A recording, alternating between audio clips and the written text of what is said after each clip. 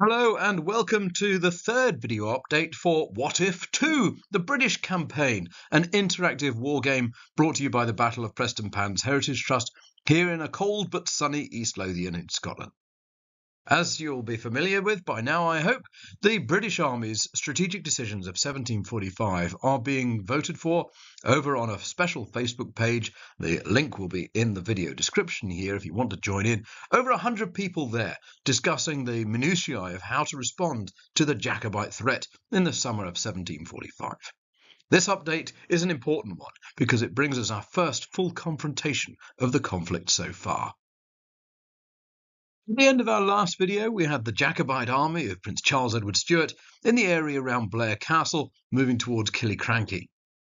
We had the British force, now that the cavalry had scraped away from the Jacobite clutches, reuniting with the infantry and artillery down at Dunkeld. And the initial plan was to fortify around Dunkeld and hold it against the Jacobites, who were surely just a couple of days behind. But the Jacobites, as it turned out, had already set a plan in motion that did not involve throwing themselves against the earthwork defences of an army with superior firepower. In fact, our Jacobite team had decided that they were intending to cross across the north of Scotland towards Aberdeen. When the Jacobites didn't immediately follow up with an attack on Dunkeld, the British forces under Sir John Cope did decide to fall back towards Perth, where they could control more roads and access points in case the Jacobites had tried to outflank them. In fact, though, the Jacobites, as I've said, moved across to Aberdeen. It was something of a surprise then when they were sighted by the Royal Navy as they took that town, maybe to do some recruiting. From Perth, though, at least, there was an expectation that any attempt by the Jacobites to come into the lowlands could be blocked. There were efforts to gather together all of the shipping on the northeast coast of Scotland, everything north of the Tay, to make sure that the Jacobites couldn't attempt to bypass Perth by sea. And hopefully that meant that there was still plenty of opportunities for the British Army to block the Jacobites moving any further. In the meantime, then, what was the British Army going to do? It was going to consolidate. News came that there'd been a political decision in London to withdraw some Dutch units from the front in Europe to come up and give some support to Sir John. So they're expected at some point in mid-September. There's a militia unit raised in Edinburgh, and Sir John Cope ordered that to join him at Perth, and a decision was made to bring the Earl of Loudon's regiment, which was up in Fort George, to come down and link up at Perth as well. So some reinforcements coming in to Perth to help defend that line against the Jacobite threat. Although the Jacobites did get sighted by the Royal Navy moving south out of Aberdeen, they then suddenly cut back inland and went out of sight again. Nevertheless, it was felt that from Perth it was possible to defend all the obvious lines of approach if the Jacobites wanted to strike south. There was a lot of discussion about the potential to defend the fords here at Kinclaven, where the Jacobite army would have to try and make its way into the south if it was to threaten Perth. Otherwise, it would have to head upwards towards Dunkeld again. And sure enough, that's where the Jacobite army suddenly appears. There was an extraordinarily tense moment when the column of Lord Loudon's regiment, escorted by Colonel Gardner's regiment, was coming through the pass of Killiecrankie, and it passed through Pitlochry just a matter of hours before the Jacobite army itself descended from the mountains that way too. So it seemed we were now back where we'd started. After weeks of marching, the two armies are back in the same general area. John Cope still at Perth with some reinforcements gathering, and the Jacobites back in Atholl. So the British Army's position at Perth, or Kinclaven, had been designed to protect them from approaches from the east, or indeed from the Blairgowrie direction. Now that we knew that the Jacobites were at Pitlochry, Kinclaven was no longer a suitable defensive position because the Jacobites could bypass it to get to Perth. Now there was discussion here at the British Council of War, and it was largely decided that once Gardner and Loudon had rejoined the main army, it was probably more sensible to withdraw from Perth and defend the line at Stirling. The Jacobites, however, had also got a plan. They cut across and down through Aberfeldy, heading towards Crieff and intending to march on Stirling that way as well. So we had our armies on converging courses, not entirely sure where one another were. Using Roy's military survey from about 10 years later to examine the landscape of where these roads might converge, then we have the military way coming down from the north towards Dunblane via Braco and Ardagh, and we have the road from Perth and Auchterarder towards Dunblane coming this way. It is here in this landscape that the two forces were likely to converge, and by the timings that were worked out by this real-time campaign, it was clear they were going to arrive in roughly the same place at roughly the same time. As well as converging roads, we've got converging watercourses in this landscape. The Allan Water is the main one down at the bottom there, and the photograph shows you the tributary that's leading down to it from the north. As you can see, not steep banks, not a difficult obstacle to cross, and around it, a big open landscape. On the bottom, the Allan Water itself is an obstacle that is serious and does require a bridge to cross, and the bridge is at the confluence of the roads. You can see it there, marked on Roy's map as Allan Bridge, and it's the Wade military bridge that leads to Green Loaning today, carrying the main road north to Ardagh. Ardagh itself has a series of enclosures around the Tower House at Ardagh House, and beyond that, the massive, impressive earthworks of the old Roman fort there too. So that's the only really enclosed area with any obstacles to movement. We are treating the Allan Water as an impassable waterway, except at the bridging points. The tributary, however, is crossable, and it does slow you down, but it is crossable at any point along its length. And so this is the landscape in which our armies are about to appear. And it is in this landscape on the tabletop that our first pickets of Hamilton's dragoons come across the vanguard of the Jacobite army just as it's moving out of the area around Ardagh. General Cope now has enough time to make an important decision. Does he stand and fight? And the simple answer is that he has to. For a start, he's more than a day's march away from Perth now, and there's no obvious safe place that's been scouted and prepared for him to withdraw to. Also, if he doesn't fight quickly, then the enemy will secure the bridge near Green Loaning before he can get there. That will give the Jacobites access to the road to Stirling, will cut General Cope off, and will give the Jacobites the chance to break out into the lowlands. Another political factor, though. If General Cope doesn't fight very soon, then he will start suffering command penalties as the morale of his men plunges, because word starts to spread that the general is afraid to face the enemy. So there are lots of reasons that compel General Cope, now that the enemy is within striking distance, to make a stand. And he hopes that having the advantage of his cavalry scouts means that he will have a little bit more time to prepare his lines than his enemy will. The stage is set for the Battle of the Allan Water on the 17th of September, 1745. The first thing that Cope needs to do is bring his pickets back together and reform Hamilton's dragoons. He's sent Gardiner's dragoons, half of his cavalry force, forwards to Stirling in advance, so they're too far away to support in this engagement. The reason he'd done that? Well, there were rumours in the days leading up to this that Gardiner's dragoons, after weeks in the saddle and pretty intense and tense skirmishing and scouting, were starting to feel the effects. Tired and weary, it was felt that they ought to be detached, to be given a little bit of a rest. It remains to be seen whether Hamilton's dragoons are in much better state. For the moment, however, they have located the enemy's vanguard and they are consolidated into their regiment, ready to form. Behind the dragoons comes the infantry vanguard, led by Peregrine Lascelles, and the principal job here in the first phase of the battle is to get the columns into line, into a position ready to receive the enemy should they come on. This Lascelles is able to perform very effectively. He gets his men into line, he's got an anchored flank with the Allan Water on his left, and he draws his men up, and the successive regiments, as they arrive into the area, are able to form onto the right of Lascelles' regiment.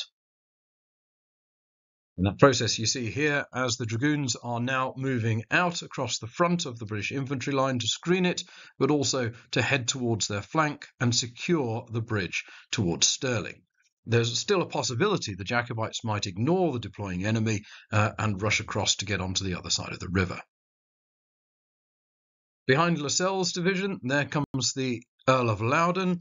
Loudon has his own regiment with his division too, the Highland Regiment that you can see here, and he also has the Edinburgh Militia coming in too. Behind those men, Eaglesfield Griffiths has the baggage and the artillery train. This is more of a challenge to get moving quickly.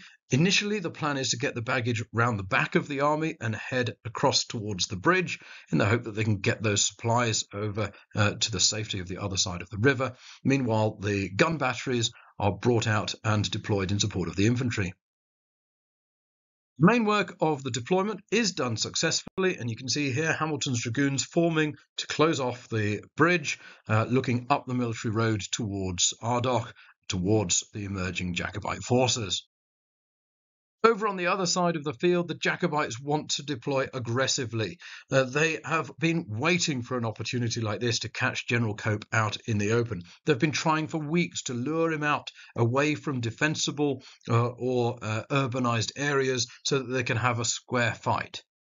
Now's their chance. The problem is that they didn't have a cavalry screen of their own, so they weren't able to detect General Cope's position, so they are not deployed ready to receive him.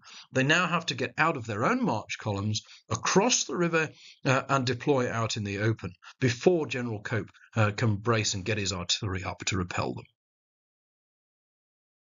Once the Jacobites are across the tributary, they're able to move into the enclosures around Ardagh House. And although they're successful in slowly moving through those enclosures and getting out onto the other side, it all takes time. It's slow, and it means that the forward units of the Jacobite army are getting into position long before the next division behind is able to move up in support. And you can see that here. You can see Lochiel's division deploying out in the open at last. The Prince behind them. There's the Camerons of Lochiel, the Stuarts of Appin, and the 1st Battalion of the Athol Brigade. And behind them, still struggling through the enclosures, are the MacDonald regiments. Not all of the MacDonald regiments, however, because Glengarry's has had to be detached, staying on the western side of the tributary on the military road, because they need to face off against Hamilton's dragoons, because if they aren't pinned in position, they could come tearing back into the battlefield and cause trouble for Lochiel's flank. So you can see here the emerging situation. The 1st Division under Lascelles has moved up into position and formed line. Loudon's has done so too, and they've used the smaller units of Guise and the Edinburgh Militia to form a sort of supporting second line. But it is a thin line. One of the gun batteries has been able to get up to support the right flank. The other is trailing somewhat behind, although the mortars have been able to move forwards to support Lascelles. After the last video, there were some comments asking if there could be a tactical plan to help follow the action, so I've tried to do that for you using Battle Chronicler, which seems like a great tool. I'm just not entirely sure what I'm doing with it at the moment, so hopefully this will become a useful way of visualizing things in future videos. You can see both armies now on the field in full. You can see that the Jacobites have detached a small force, including Lord Lewis Gordon's small foot from the Lowlands, raised in Aberdeenshire, and they are pinning Hamilton's in place, or are being pinned in place by Hamilton's, depending on which way you look at it. Lochiel's division has been able to deploy fully, but he is still waiting for support from the second line. But in fact, he's not waiting, because the Jacobites have determined not to hang around and to launch an attack immediately as soon as they have the enemy within their reach. Clan Cameron, the Stuarts of Appin, and the 1st Battalion of the Athol Brigade all charged simultaneously forwards into the teeth of the British volleys, and it must be said, all of those regiments suffer quite heavy casualties as the charge goes in. The Stuarts in particular take a battering, but nevertheless the charge surges forwards. Lascelles' regiment just doesn't stand long enough to issue a second volley. It is swept away by the terrifying terrifying charge of the Clan Cameron. And Lochiel's men then smash into that smaller reserve unit from Guy's regiment that's trying to hold behind. The Stuarts of Appin smash through Murray's regiment, but they don't in fact break them. They just roll them back. Nevertheless, the Stuarts are able to wash over the mortar battery behind, taking those pieces, and Lascelles here himself has a very near miss. We have a mechanic in these engagements where if a commander suddenly gets caught like this, then he has to roll as if he's a unit to see whether he can escape or not. And you can either get killed or you can escape one move away or 2 moves away, depending on the roll of the dice. Lascelles, a near thing, but he does escape from the Stuarts. But despite the problems on the left flank, it is not quite yet a disaster. The fact that Murrays have fallen back to the riverbank and are still intact means that there is an opportunity for Loudon to bring the Edinburgh militia and one of the undeployed gun batteries round towards the flank of the Stuarts of Appin to put some enfilading fire into them. They've already suffered heavy casualties. Maybe, just maybe, the flow of Jacobite success can be stopped in its tracks. We can see those movements and others in this plan here, where we can also see that the remainder of the Jacobite 2nd Division has smashed into Loudon's and Lee's regiments, whilst over on the far side there is now an engagement between the Glengarrys and Hamiltons, with the Gordons in support. The other thing that's happened is that Keppoch's regiment has swept over through the very badly battered Stuarts of Appin to crash into Murray's towards the riverside there. This was a very bold move. It meant that they had to cross the traversing fire of a cannon and the Edinburgh militia, but the militia were simply not able to put in enough fire to slow the MacDonald men down. Murray's regiment, unable to go anywhere with their backs to the river, are destroyed. Back across towards the military road, Hamiltons are engaged with the Glengarry men, with the Gordons from the lowlands behind them, and astonishingly, the Dragoons break and flee at almost first contact. They just can't face the weight of that MacDonald charge with the Gordon men behind in support. Hamilton's Dragoons are streaming from the battlefield. Over towards the British right then, and despite holding against the initial charge of the Athol men, Loudon's regiment is broken too. Over on the extreme right, though, things are a little bit different, because one of the batteries firing in support of Lee's regiment is able to concentrate fire into the face of the Clanranald men as they attempt to make their charge forwards. The result of which, after a brief fight along the bayonet line with Lee's, the Clanranald are broken and driven from the field. Here a view from behind the Jacobite lines, and you can see the pretty appalled prince riding across the line in an attempt to try and stem the flow of the fleeing Clanranald men. But the reality is, all across his line, despite its successes, casualties have been pretty high. Here, Cope and Lascelles have a quick conference. Although the collapse of their left flank and part of their centre is seriously jeopardising their position, it seems that Jacobite casualties are so high that one good volley or two might be able to turn the difference still. 1 or 2 more blasts from the cannons might break Jacobite clan regiments and send them reeling off the field. But it doesn't work. Although it is decided not to try and disengage here, the Edinburgh regiment just can't put enough fire in, and some bad rolls from the artillery mean that the Jacobites are able to recover and send their fresher troops smashing into this unit here. One wise decision that was made earlier in the battle was to stop trying to send the baggage through to the bridge at Green Loaning and instead to turn them about and head back on the road to Perth. It's impossible for them to get through, and it might just be plausible that they can get back along the road with the remnants of the survivors of this engagement.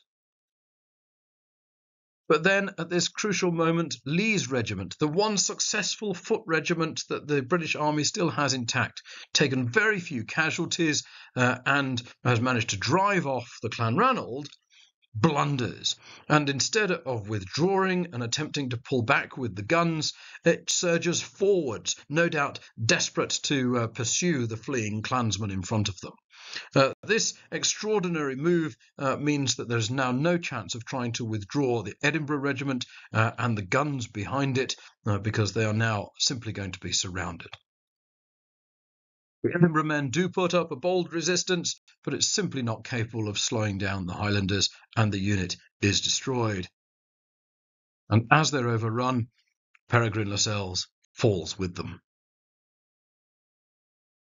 The Jacobites have now taken both the mortars and one of the two artillery batteries, and you can see here Loudon desperately trying to catch up with Lee's regiment that have rushed forwards away from the British line.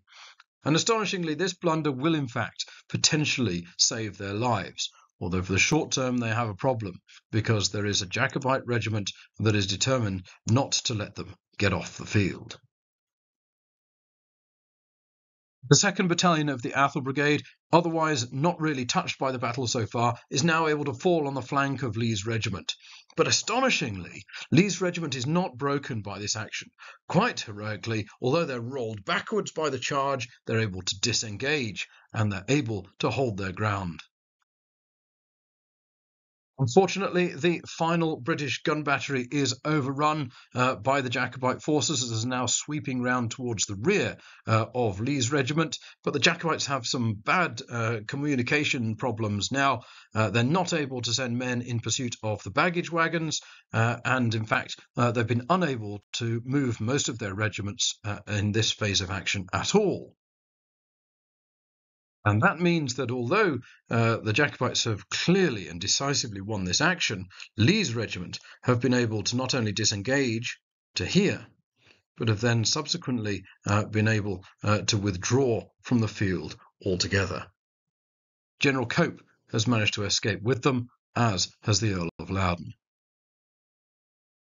And so, with his men pretty exhausted and with many of his units somewhat shaken by the action so far, Charles Edward calls a halt to any further pursuit for the time being. Despite the carnage, he's able to look upon a battlefield with some satisfaction. He's destroyed a succession of British line regiments. He's also destroyed Loudon's and the Edinburgh militia. He's driven off Hamilton's dragoons, although maybe as much as half of that regiment might rally on the road back towards Stirling. Lee's regiment is the only British unit to get off the field intact, with the Earl of Loudon and General Sir John Cope, and they've fallen back with much of their baggage train towards Perth. The questions now are whether Cope will attempt to hold at Perth and create problems in the Jacobite rear, or whether he'll try and get across the land and the sea to maybe bring his forces down into the lowlands. Will the Jacobites bother to detach men to try and contain or intercept him, or will they focus their attack on moving down to Stirling or beyond? There's still the outstanding question of what's happened to the Dutch regiments. Will they reach Scotland in time before news of the defeat to land at Leith? Or will word reach them of this disaster, and will they be encouraged by the government to land instead on the English side of the border? Surely, though, now the initiative of the campaign passes to Charles Edward Stuart. Just a few days before the historical Battle of Prestonpans would have taken place on the 21st of September, a very similar action has seen General Cope's army defeated, virtually destroyed. But will the subsequent weeks go a different path to history? All of that remains to be seen.